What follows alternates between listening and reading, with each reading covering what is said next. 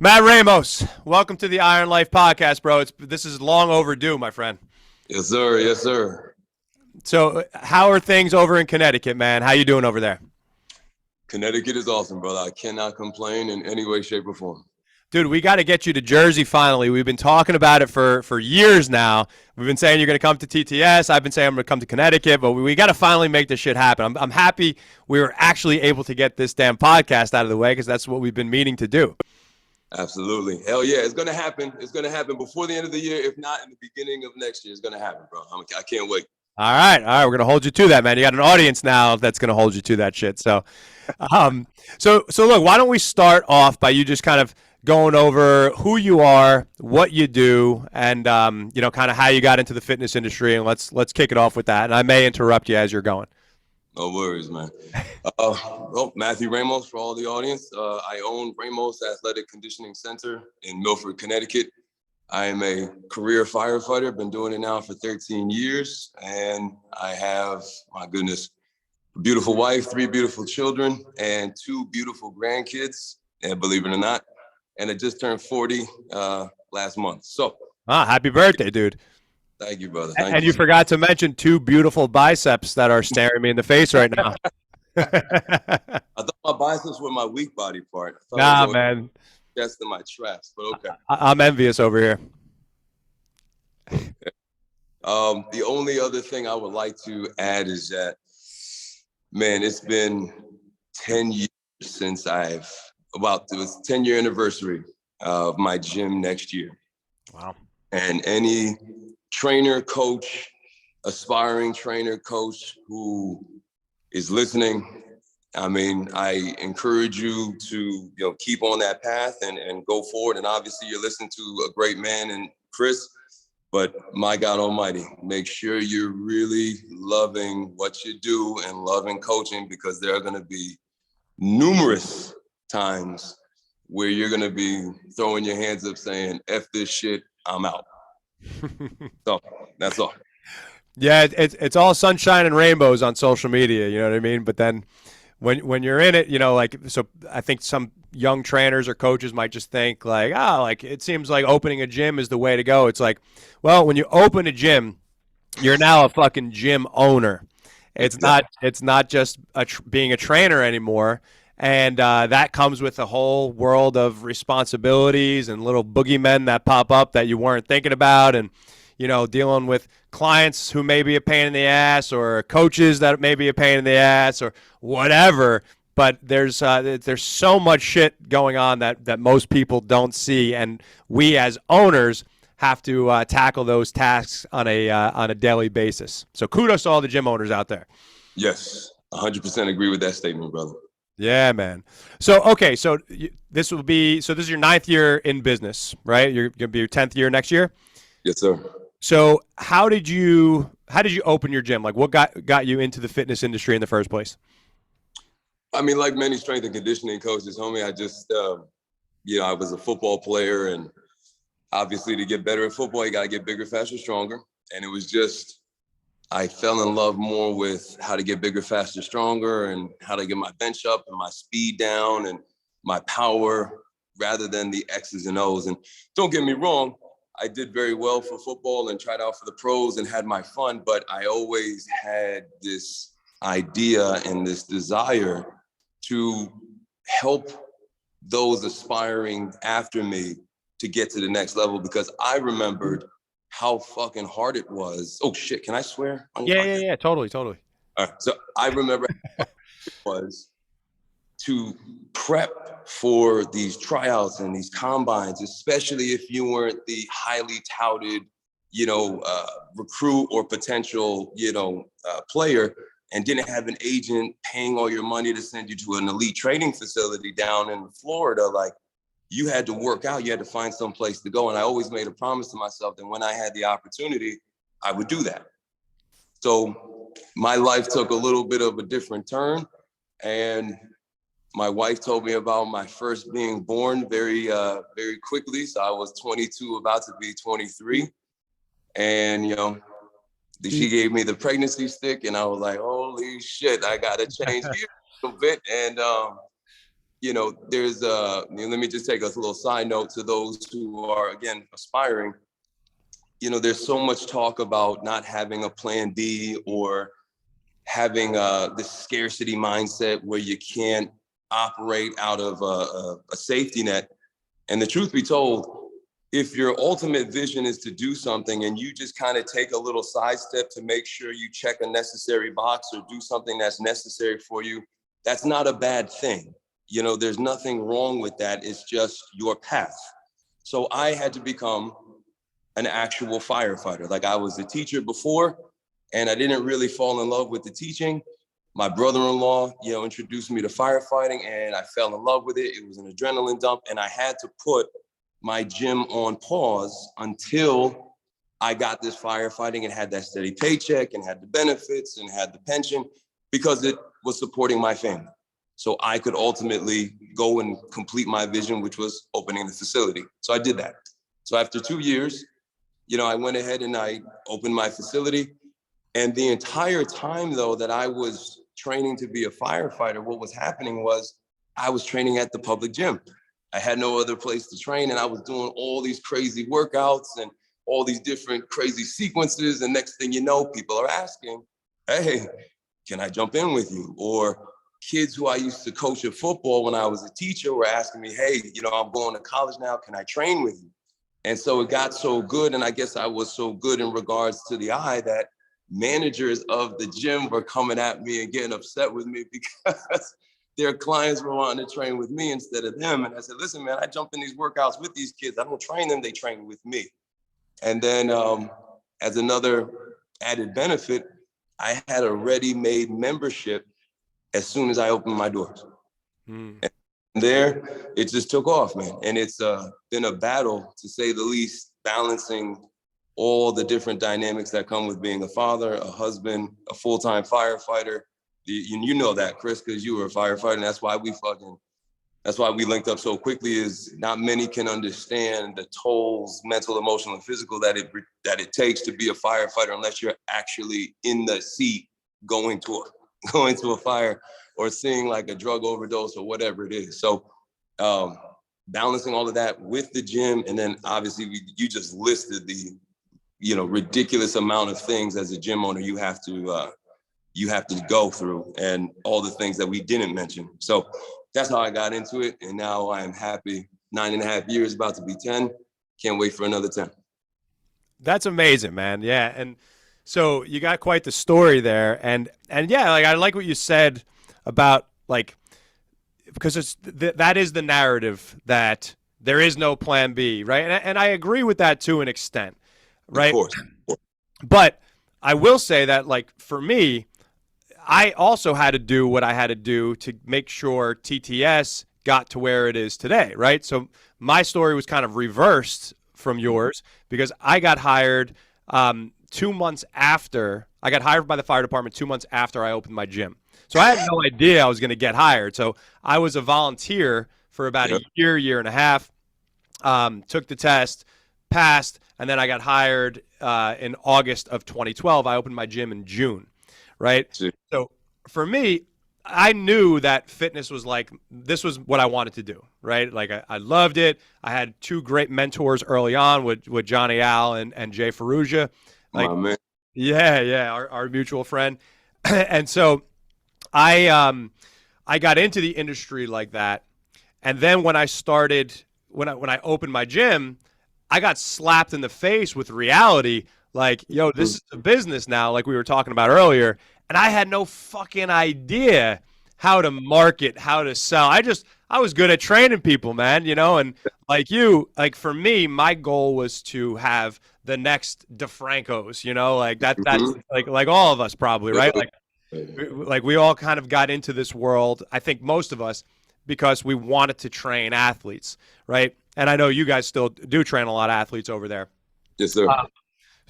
But for me, it was like, I didn't know how to sell. I didn't know how to market. I didn't know how to do anything. So I'm just like, I was coaching football as well. So I had a lot of guys that I was training for free, and I just had my gym kind of going. But dude, like, if I did not get hired by the fire department, I would have been out of business in 6 months. Like, No doubt, no doubt. So for me, it was I don't want to say like I wanted to use the fire department because it was a career that I was passionate about and I took it very seriously and I wanted to be great at it. And I read a lot and I did everything that I could do to like put myself in a position when the time came, like, all right, I want to get promoted. I want to go through the ranks and all that stuff. But for me, fitness was the bigger thing. Oh, And hell yeah. so I was lucky enough that when I got into this, I got hired and I opened my gym when I was 25. So after almost 4 years, I was 28 when I decided to quit and go all into the gym.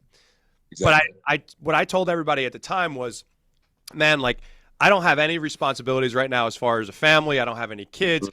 Like if there's a time for me to roll the dice, it's right now. And if I wait, then I might not be able to do this later. Like I don't know what's going to happen. So I rolled the dice and I went all into the gym. But I guess the point is like it wasn't just plan A, here's what I want to do. It was like, here's plan A, but and I'm gonna make this work, but here's a Yep. little bit of plan B sprinkled in and let's kind of figure out what we're gonna do. Because that transition for me, once I decided that I was gonna leave the fire department, I Mhm. was like, fuck man, like this is gonna be a transitional phase. I'm not just gonna be like, yo, I quit and walk out tomorrow. I didn't want to leave anybody hanging. I wanted to do it right, but I also needed to get all my ducks in a row too. Oh yeah. So so anyway, that's my my long-winded version of saying that I agree with what you said.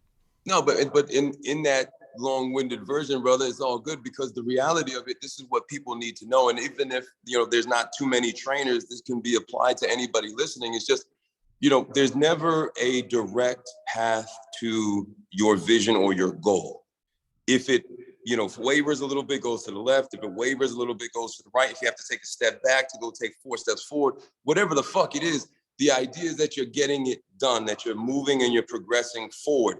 That's all that matters, is that you're not stopping. Once you become complacent and you take that second to be like, all right, yeah, now I'm comfortable, now you're fucked. Mm-hmm. That's the biggest issue that we have with all of these people is that, or sorry, with many people have with themselves is that they get so complacent so quickly and they're like, oh, I got something good now, I'm not gonna risk it. Or, oh, I got something good, I like my life how it is, I'm gonna stop. And that's the problem. But the fact that you have such an undying passion to do something, to serve someone, and it's a very humanitarian component, which is just coaching or teaching or being a firefighter or first responder, whatever the fuck it is, or now as successful as you could be, like Joe DeFranco, our brothers Jay Frugia, Alvino, the fucking amazing men. Now there's opportunities for them to give back and give back in another way. And it's just that humanitarian aspect and that passion to help other people is what really resides in you. And that's what's compelling you to keep on moving forward to achieve that vision. Hell yeah, man. Well said. And so let's shift gears a sec now and let's talk about training for firefighters, right? Okay. Because here's what I look at too. Like when I was in the fire service and also with clients that I've worked with over the years, like you get your different camps of people, right? So you get the one camp who doesn't work out at all, right? Like no training whatsoever. Then you get the other camp, which is like old school bodybuilding, like just straight out of like an old muscle and fitness magazine in Oh, God. 1992. Like, Hell yeah. The and now, Metro of the world. Hell yeah. yeah, yeah. And now you had this third camp that seemed to emerge over the last few years where it's like all hit workouts. Everybody's training in their turnout gear and weighted vests for everything, and they're wearing like snorkels and shit. So so like I think that the whole idea of Um, training for firefighters has gotten really fucked up over the years. So I oh, just wanted to see if you could elaborate on like what a quality training program would look like and how we can make training for first responders and firefighters a little bit better. all right, so let me first address the major issue with firefighting, and then I'll go into how I train. And then you said the last part was just really kind of what they specifically need. Yep. Okay, so the first part about training a firefighter that's really problematic is that we are our own unique category. You know, we get kind of thrown in with this first responder shit, and then you get thrown in with the tactical athlete, and then next thing you know, you're training with Navy SEALs and Army Rangers, and then next thing you know, you're with the police and you got a vest on. Like, it's just, we are our own category. And you know as well as I, when you go to a fire, you're not just going, like, it's not just start and stop. Like, you get off the truck, you're assessing the situation, you're doing your 180, you're flanking out your hose. Depending upon what man you are, you grab an iron, you're forcing doors. You're, I mean, my God, you're getting all the, if you're an engine driver or you're the chauffeur, you're running your ass off trying to set up the secondary water supply, getting the primary line in service, all these different things. You're throwing ladders. If you're on the truck, you're going up, you're pulling up to the thing, you're throwing the ladder on the roof, then grabbing a saw. There's so many different components, but the funniest thing about it is you're never running. And I don't know why so many firefighting programs never have any type of weighted carries in them, because that's all we fucking do is walk around with almost 75 to 100 pounds of gear on our back. And then we actually get everything set, get to the seat of the fire, and then we go to work. And then from there, guess what? There's this other thing called salvage and overhaul. So now after you've already done everything you needed to do, now you got to actually put the fucking, like, you put the fire out, which lasts all of, you know, what a room and contents will go in like 15, 30 seconds once you put the water on it, if it's actually controlled. And then from there, you got to poke in the ceiling, you got to tear down rafters, you got to tear down sheetrock, you got to look for extension. You got so many different things that your job isn't done. Oh, wait, by the way, you're not breathing in fresh fucking oxygen and air. You're going off of a tank. So you got to come in and out the fire. You can't take your gear. Like, there's so many different aspects that create this separate category for how a firefighter needs to train. So the first problem is that they're always grouped in another group. They're never themselves. And that's the saddest part about it, is we need our own category. Number two, going into the actual training. Just like you said, man, there are bodybuilders, there's power builders, there's my power lifters in my spot, there's the avid CrossFitters who just love the intensity and everything else. But you know as well as I do, there's not a lot of balance in their programming. There's not a lot of understanding on where we can eliminate mechanical problems and imbalances. We can't correct their weaknesses, because it's just go, go, go, go, go, go. Or, yo, man, I'm going for my heavy lift. Dude, I know guys on my department who have been trying to deadlift 500 since I got on, and I've been on for 13 years. But that's their thing. They got to chase that number. I know guys. Every week, too. Huh? Every week. Oh, every week. It's gonna be a week this week, and then, you know what I mean? It's just, bro, I mean, don't get me into like the specific examples, because we'll start bullshit. But getting back to the training component is just, when we set up a program for the fire, it's just like an athlete. You know, we have to be able to do all of the demands on our body, all the different energy systems, all the different components. Obviously, I'm a huge, huge fan of the conjugate system. I mean, everybody now has just, you know, kind of morphed into that. And I was introduced from our brother, Joe DeFranco, way back in the day. But it was just a simple way of making sure that you hit everything you needed to hit in a week. And depending upon how you felt, you could switch up the workout, auto-regulate, and keep it moving forward. So again, there's so many different components to just creating a set template for a firefighter. So do you want me to go into that in more detail? You don't have to go in super detail, but just, yeah, like a general layout of, you know, like things, boxes that they need to check, let's say. All right. Number one is unilateral work. It's horribly bad with the majority of programming, period, but specifically with firefighters. And the reason why is because everybody's so evident on just, again, chasing a number, making sure they get in all their necessary reps and sets, this whole, all the bullshit with bodybuilding, et cetera. Too much of an isolation, too much problems on the joints and everything else. Again, unilateral training, especially the legs, is extremely important, because why? We get beat to shit when we do our job. I love the fact that Bulgarian split squats are probably the 90% of the time the max effort movement in my entire lower body training for my firefighters. Because all we do every day is deadlift, picking fat people up off the floor, overweight. I'm sorry, I can't say fat people. I'm sorry, this is being insensitive. Heavier set people off the floor. And then for any of my firefighters listening, you know what I'm talking about. But anyway, we have to pick up some heavier people off the floor. There's a lot of pressure on our shoulders, so I don't do a lot of direct shoulder pressing. Like, there's so many, I could go on for days on how to do this, but this particulars is only one compression exercise a week. Now, the majority of my firefighters as well, they're all 35 to 40. They've been on the job for a while when they really start hitting all their aches and pains, et cetera, et cetera. So I don't like to do a lot of barbell work. I always like dumbbells. I always preach about dumbbells. I always preach about stabilization, just a ridiculous amount of fillers in between every single exercise, pull aparts, dislocations, jungle gym face pulls into external rotations, all these different components to help the shoulders go back and, again, reduce all the freaking imbalance that they have, or the upper cross syndrome that the vast majority of society is dealing with. They have issues with their lower. I always emphasize a very, very good lower body movement in regards to hinging with the RDLs, but more or less lately it's been hip thrusts and butt bridges, thanks to Brett Contreras. Now, go ahead, because I show the Firehouse guys the videos of all the women he trains, and like, damn, man, that girl got a, what? And I'm like, yo, you too.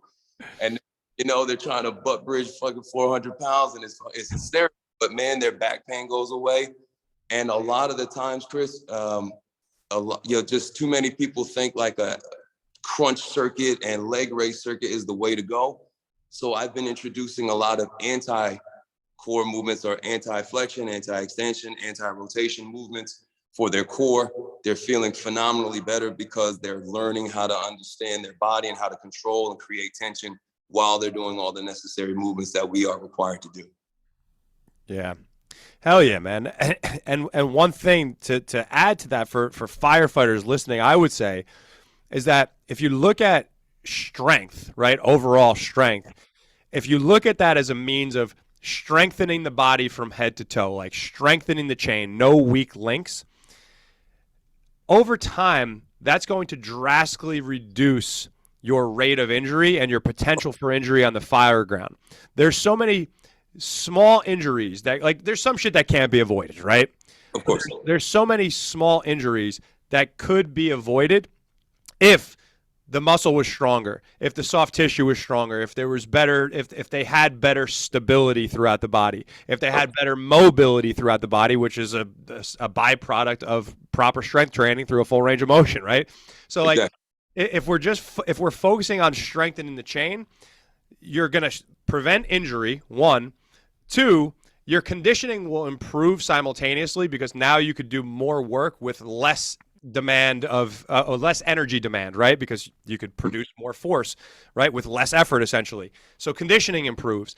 So by doing what you said and just getting stronger from head to toe, instead of just trying to make it some wacky circuit and doing some conditioning fucking hit program that they found, like whatever. It's just focus on the basics and get strong doing the basics, strengthen the body from head to toe. You're going to see the needle move so much more than wasting time with all this other shit that, might be found on social media. Exactly. And now just to compliment you, when you say strength, there's a big misunderstanding, unfortunately, about strength. Are we talking about absolute? Are we talking about max effort? No, the firefighter, really, I see the improvement when they talk about relative strength. Yeah. So whenever I'm going ahead and I say, hey, okay, I want a percentage of your body weight, or I want 100% of your body weight in each hand when we do a Bulgarian split squat, or I want a certain amount of pull-ups based off of this, or hey, guess what? I want you to do weighted chin-ups with a percentage of your max effort bench press. So guess what? You're really chasing that number on the bench press, but you got to be able to be balanced with that pull as well. All these different things that you brought up, and obviously, man, the best one was the mobility and need for stability. Now, I kind of focus just more on the workout because that's why I thought we had a bunch of meatheads listening. But now if we get into the mobility and stability, the issue with firefighting, again, just like most first responders, is that we don't have a chance to warm up. So that's why a lot of the myth or the argument I hear is that, hey, man, we don't usually have a time to warm up. So why the hell am I going to warm up when I work out? And there's the answer. Well, you don't have time to do that. So you have to seize the opportunity and do it when you do have adequate time. So when you go ahead and do just rush from, you know how it is. You're passed out, sleeping, dead sleep in your REM. Boom, that bell goes off, that freaking alarm drops, and you are 100% on with every sense working in 30 seconds time. Jumping on a truck, full gear, screaming down the road with the sirens blaring to a fire. You don't have any time to warm up. You're right. But guess what? That mobility thing you did right before you went to bed, that's paying off right now. Those stretches that you did while your kids were watching video games, that's paying off right now. All those different little things. So yes, I agree more than anything with that last statement about the stability and mobility. Yeah, and that's so important, man. Like, like you said, that bell goes off, you're 0 to 100. If it's a fire, if it's an accident, if it's a CPR in progress, like you have so much shit that could potentially happen. But if you're going to hop up and you're going to go, right? So you have to prepare the body for that. And you don't have that time to warm up. So stay prepared by the shit that you do in the gym, the shit that you're doing while you're at the firehouse that day. Like, do you take 5 minutes to do a little stretch routine, before you go to bed? Do you take 5 minutes in the middle of the day if you have some downtime to just do a little bit of mobility? It doesn't have to be much. You could just do a quick little dynamic warm-up, break a little sweat, get the heart rate going a little bit, go through some movement patterns, do a couple bodyweight squats, Frankensteins, and lunges. Like, just keep yourself mobile and loose. But it doesn't have to be an hour that you spend on it. It could be just a couple of minutes. And if you do that daily, that accumulates over time, so the body is prepared when shit does happen. Is it an ideal scenario? No, it's never going to be a perfect scenario. We're talking about an emergency that's happening like this. You're getting notified. You got to go. But we could definitely prevent a lot of bullshit soft tissue injuries if you were just to prime yourself and prepare yourself in your training, but also on your days off, the days at your firehouse, all that stuff. Everything you just said is what I say to the first group of firefighters that we had mentioned that just are dinosaurs. They don't do anything. They don't believe in it.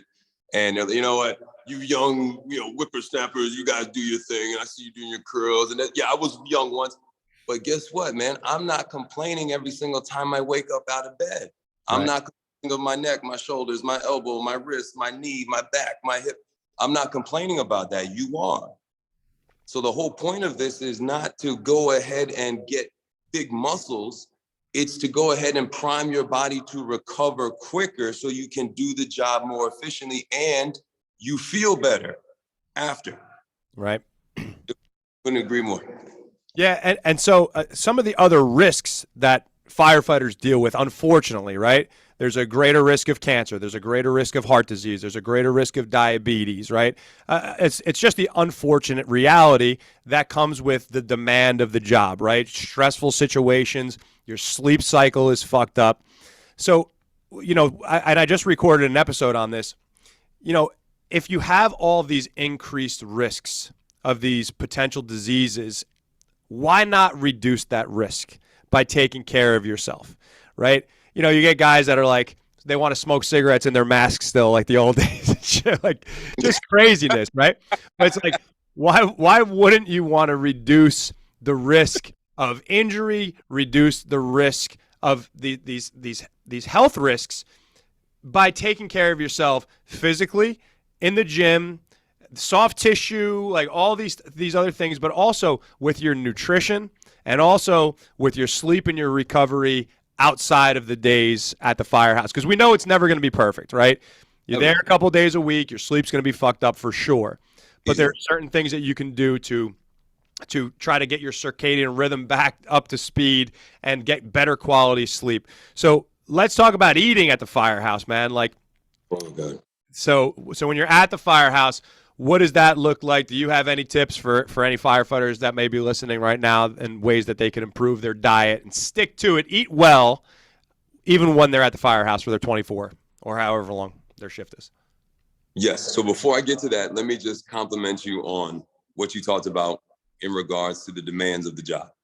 Now, I heard it from one of my captains, and he said, listen, kid, it's not about the 20 years that you spend on the job. It's making sure that you get through the 20 years unscathed as best as you can so you can live off the pension for X amount of years. Right. And he said, now he was a very, very big fitness guy. You know, he's a big runner, whatever it is, at least he's doing something, and he's, you know, he's on point with his nutrition. I started introducing him to a little bit more of the body weight routines, and now he's finally getting with his dumbbells. But the point was, he was keeping himself healthy enough and understanding the role that that took and the importance of it, because the idea is that you can't do this job for eons. It's not capable. You just can't do it. The demands are too much. So therefore, he said, you got to prep this for the time that you retire so you can enjoy the retirement life. That's why you do the job now, so you can enjoy retirement later on. Now, the biggest part of that, like you said, brother, is nutrition. I see it all the time. It's a lot easier when your shift is a 24 with, I don't know how the guys maybe listening have their shifts come, but mine, as well as a lot of the popular ones that from the departments of guys that I train, are 24 on, 72 off. So based off of that habitual cycle, I design a 4-week diet plan for that purpose. So I say, guys, listen, you know, you're gonna go, your shit day, if you want to call it that, is the one day at the firehouse. Your 3 days off have got to be perfection. So we expand it and we understand the caloric intake. You might have a little bit less perfection in regards to whoever's cooking. You know, you try your best to bring in the personal meals if you can. That's the first tip, is obviously bringing in your own meals, prepping it. But for the guys who work in a big house where it's, you know, dinner's made by one guy on rotation, you're really kind of just throwing it up in the air at that point. And the best thing to do is allow yourself to enjoy it. I hate to say this, but you know, there's so much stress now and so much pressure put on people to eat right and eat this way that they stress more than they just relax and enjoy the freaking meal. And sometimes that lack of, in a sense, slavery or mindset to that of like, I gotta eat right. You know, if you just relax and allow yourself to enjoy it, maybe that one meal, and make up for it with the 3 days that you're gonna follow your shift, it makes it a lot easier. And a lot of my guys have adopted, internalized that idea that, you know what, the one meal that I'm gonna, you know, break bread with my brethren is dinner, especially if it's a shared meal. And then strategically, the rest of the time off, those 3 days, man, they're on point with their diet. On top of it all, hydration.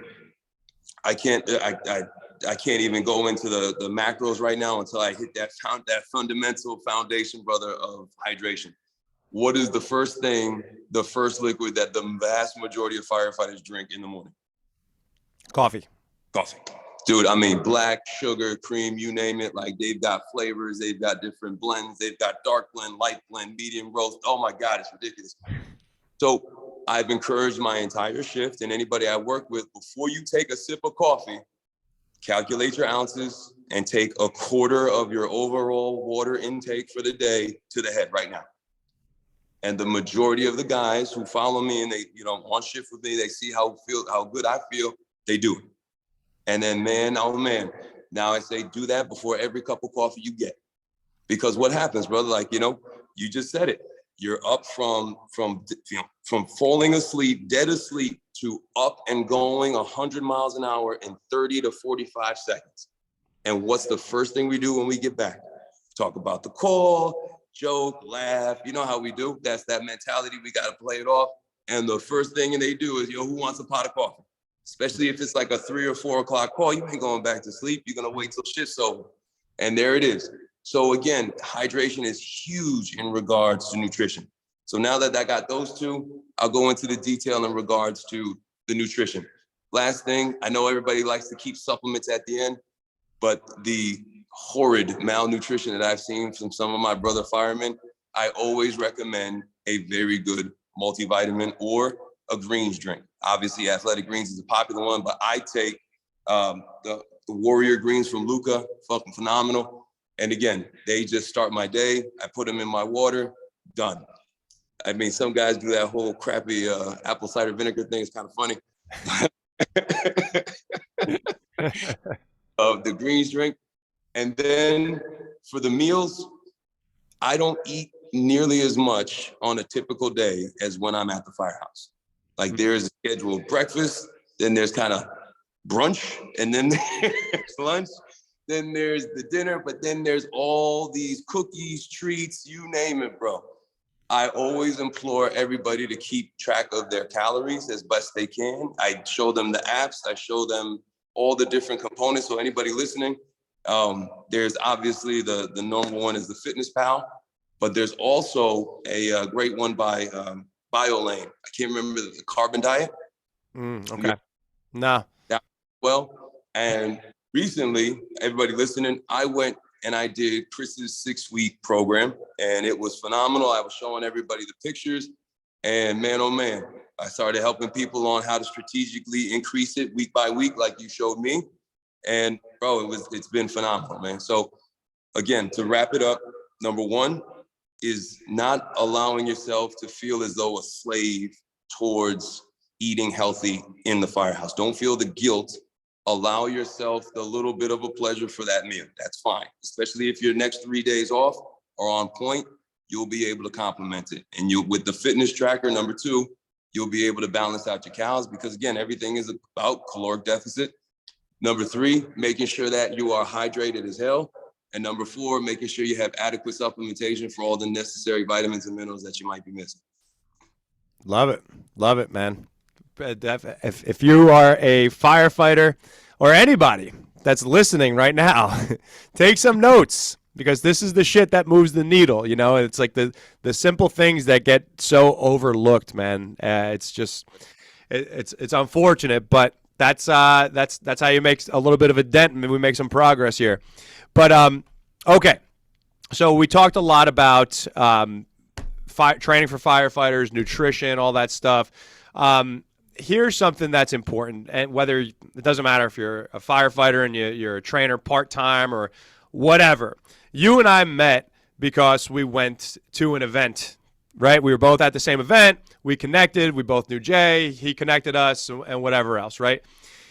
And I think that it's one of the most important things for young coaches, even if you've been in the game for a long time, to get to events, go to seminars, because one of the best things about this industry, the fitness industry, is that you get to meet great people. You get to meet other great coaches, great individuals that you could connect with.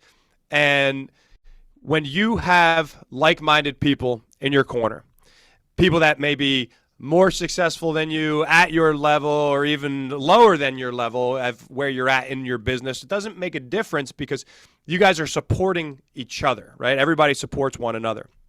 And I think it's so important for people to get out and do that more because it's one of the missing links. Still, like, listen, the fitness industry has grown so much, but there's still like those coaches and trainers that are like, that event is expensive.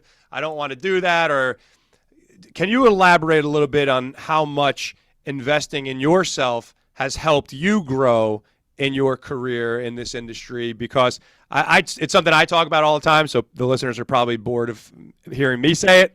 So I figured I'd throw that one your way. Good Lord, how much time we got left, man? I can go on for as much as you want. Oh, my man. So, wow. I mean, just the normal figure that I want to say is going to scare the shit out of people, number one. But let's understand. Hey, Matt, I'm sorry to interrupt you. But one thing you mentioned there before was you decided to do my program, right? Yeah. And you are a fitness guy yourself, right? You know your shit about training, about nutrition, but you decided to say, let me make this investment in myself so I could move the needle. Let me see what Chris is doing. Let me see what Chris has to offer a little bit. And that might help you for your own program that you put together. And it helps you. It's like investing in something that you already know about. Like I do that shit all the time. But anyway, I just wanted to throw that in there. I love it, man. I love it. So yes, number one, investing in your training and your knowledge of training is extremely important. But let's break it down into the other categories of the investment. So now you can invest in how to be a better business person, but you can also invest in your understanding the role of a certain tribe or a certain group of people. And that's what you talked about with the seminar. You know, you don't just see fitness junkies going to these seminars to learn stuff. Don't get me wrong, you do, but the vast majority of people are there are other trainers. They are other coaches looking to get better, looking to talk to these other elites of elite trainers to get some advice, to get some knowledge that they themselves couldn't find. And what happens is an indirect just boom of energy because you're around such positive-minded people who are enthralled with the same shit you live, eat, breathe, sleep every day. When you're around other people and they got their sales job or whatever it is they're doing, whatever department for the government, whatever it is, it gets very, very hard to get and stay motivated. But man, oh man, when I went to Strong New York a couple of weeks ago, I was loving it, man, because you met other great coaches, you saw other supplements, you saw other programs, you saw what other people were doing, you listen to these great elites of elites and what they're doing. You want to harness that, internalize it, and keep that energy going. And when that's not enough, and you're still lacking, or you're still looking for the answer, that's when you have to really bite the bullet and invest in yourself. You hear it all the time on Instagram. You hear it all the time through any type of positive motivational video. Investing in yourself is the safest thing you can do, because at the end of the day, you and you alone are going to be the one to actually take that necessary information that you just learned and apply it. And if you're a person that's going to do that, then you sure as hell are already getting the return on the investment, period. So again, when I went to, so the biggest step I took was going with Jay Ferrugia for his mastermind, the Renegade Brotherhood. That one decision impacted my life so much that if I were to sit here and try to fathom how my life would be without that interaction, without that workshop, without that seminar, without those times, without those conversations, without meeting other brothers who were as dedicated to their life, their families, their business, themselves, their health, I don't know where I would be right now. And that, if Jay's listening, man, brother, I've told you so many times before, but you have impacted and changed my life for the better, brother. I love you every single minute. Joe D, Jim Smitty, they single-handedly on a weekend search for the CPPS changed the course of my, just changed the trajectory of my training in one weekend. And learning all of the principles and the methods that they do to see the success that they've had. It's insane. But again, you have so many people who are nervous about investing because guess what? They're focused on the cost. They're focused on the time. They're too proud to say that, oh, I should already know this. Too bad. You got to be in that growth mindset. You got to always want more. You always want to you always want to be doing better. You want to be so in line with your vision that no matter what the hell it is, I got to learn this. I got to learn better about business. I got to learn better about sales. I got to learn better about marketing. I got to learn to understand this. I got to know how to keep my client retention. All these different things everybody else has had a problem with. So now they're going to go ahead and they're going to show you how to do it. You just got to fucking put that gas or that foot to the pedal and keep it moving. The last thing I'll say is it's understanding value. What do we sell all our clients?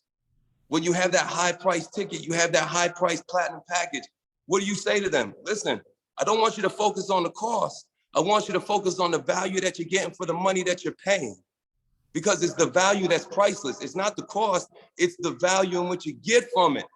So obviously you hear a myriad of success stories from coaches about their clients, right? What happens when you get that father who's overweight and his father has passed away, or his father passed away from a heart attack because he was overweight. Now he's got 2 kids and he finds himself overweight. And now that boy is paying you whatever, $1,100, $1,200, $1,500 a month to get his ass in shape. Do you think he gives a shit about the $1,500, or do you think he cares more about the fact that he lost the weight? His wife thinks he's sexy as shit. He's confident as fuck.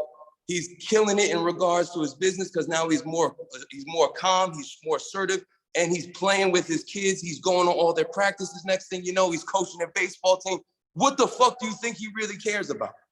The 1,500 or all the myriad of benefits that came with it?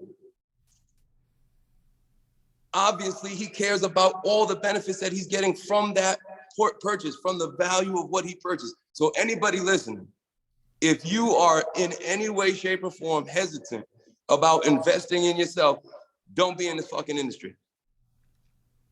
Because you're just gonna be another trainer existing. You've gotta flourish in this.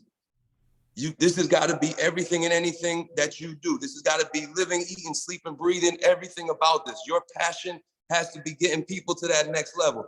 Now, obviously, you don't want it more than them, but you got to want it enough yourself that you're willing to do whatever is necessary, invest whatever is necessary, because that growth and value mindset is so uncommon and so unique. Sorry, man, you get me on the tip, bro. You know how I am.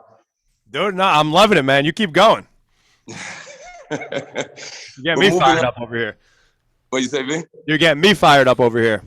And the last thing, brother, is to all of those who want to focus on the tangible components, right? I don't want to say numbers, but let me say this. Chris, you've invested, I don't know how much money. Over 6 figures. I'll put that out there. Easily. Yeah. How much money have you made back off that initial investment? 5, 6 times, 7 times, 10 times. Here it is. It's, yeah. More than that. More than that. What am I saying? More than tenfold. Over the years, 100%. Exactly. So now, if you're that person listening, and you're focused on the tangible of the dollar figure, just to be the devil's advocate, if you're focused on that number, and you go ahead and you invest, I want you to listen. I want you to make sure that you remember how much money you invested. And at the end of this period, or at the end of the investment, whatever time period it is, you take a little bit of a short step and you go ahead and you apply everything you learned. And if you can't look back and see that investment, that you have succeeded that investment by, just like you said, 10-fold, 12-fold, 13-fold, then guess what? It was your own fault that you didn't do it. That's it. Like, number one is there. I'm the first one to say, the money I invested in Jay and Joe and Jim, Smitty for the CPPS and other components, hell, your diet plan, I have made that money back in a month. The entire amount of money I spent, I made back in a month. Like, that's how successful, by applying everything I've learned, has paid off. So the only person you have to blame in all of this, after investing in yourself, all this shit was bullshit, or all that didn't work, you only have yourself to blame. And that's the God's honest truth, and that's the end of it. Yeah.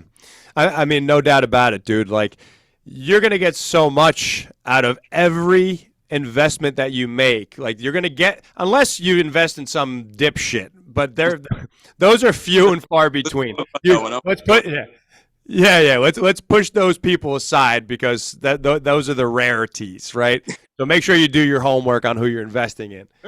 But if you are investing yourself with a credible person, exactly. I mean, fuck, the information that you get, the tools that you get, the community, the people that you meet. I mean, it's so valuable. It's so important, whether you are a fit pro trying to level up in your career, or if you're just the average Joe who's looking to get into better shape, like, making that investment in yourself. Like, we talk about it all the time, man. Like, if my fucking toilet breaks, if I clog my toilet and there's shit everywhere, I could spend a weekend, a week, a month trying to fix it and YouTube it and whatever else. But if I hire a professional plumber, he'll have it fixed in 2 hours. Yeah, I spent the money, but it saved me a hell of a lot of time and a hell of a lot of shit all over myself, right? So why not make that investment in yourself to speed up the process of the results that you want? But it sounds like a no-brainer, but there's so many people that still don't do it. So I just wanted you to elaborate, and you over-deliver there, man. So before we wrap up, why don't you talk about the RACC a little bit and kind of tell us more about who trains at the RACC and what you got going on over there. So the RACC is a unique training facility. It emphasizes customized group training, something I learned from our brother, Joe DeFranco. We manipulate all the different necessary principles, methods, whatever, to get our people to where they need to be, to the results necessary. I love the fact that it's a smaller 4,000 square foot intimate location. I cannot stand too much of the bigger, just the huge warehouses with all this space and all these exercises and all these equipment. It lacks the certain intensity in the atmosphere. And that's what I really try to instill in the RACC. When anybody comes to my gym, the phones are put in the locker, or we pretty much yell at everybody when they check in on their phones, etc. And it's about work. All right, this is the one time you are able to lose yourself in your day. And this is the 1 hour that you dedicate to yourself, to your family, whatever your goal is, whatever your reason for doing so is, to make sure that you get the results you want, to get those goals and those aspirations that you wanted. I am 100% energy when I come into my gym. The culture, the connection I have with my clients and the community that has fostered because of it is extremely special to me. And my God, I can't talk well enough about my clients, about my trainers, about just the family that has been created. I trained everybody from soccer moms to professional athletes. And let me just say this again, we're on the same level of talking to these younger guys or these trainers who are, hopefully in the things, or even trainers that are there now, have been in there for the business for a while. There's such a horrid misconception, I feel, in the fitness industry where everybody's trying to find their niche or whatever the fuck, however you pronounce it. And the problem sometimes is, you started out training anybody who would walk in that door because you had to make money. Same thing I did. Same thing that any other trainer did. Same thing that Jay did, Luca, Joe. You train businessmen, lawyers, doctors, attorneys, nurses, firefighters, the dude down the street who works in the sanitation department. What the fuck ever. You trained a general population. And from the understanding of training that general population, you finalized and you critiqued and you honed in on your craft of coaching and training.